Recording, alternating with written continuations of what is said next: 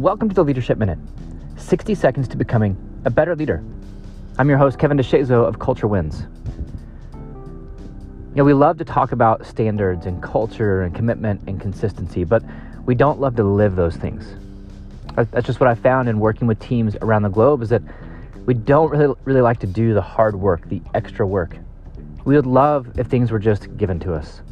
We would love if things were just easier, and I fully get it. I understand it. I'm the same way.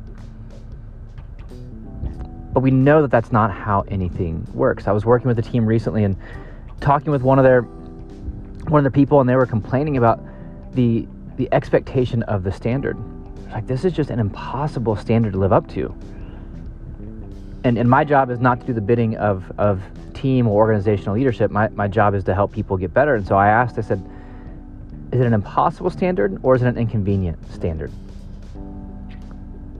Because if it's really impossible, then we need to have a conversation. If the standard and the expectations are impossible or unrealistic, then you're setting people up to fail. But there's a difference between impossible and inconvenient.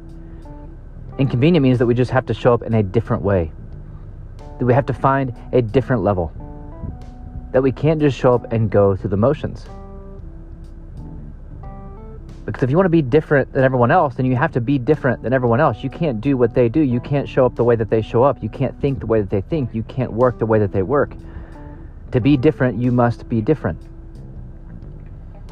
And by design, high standards are an inconvenience. They're not just above the status quo, they're way above the status quo, because greatness doesn't happen on accident. You don't unlock your potential on accident. So reframe your perspective on the standards that are in front of you. What we label impossible is usually just inconvenient.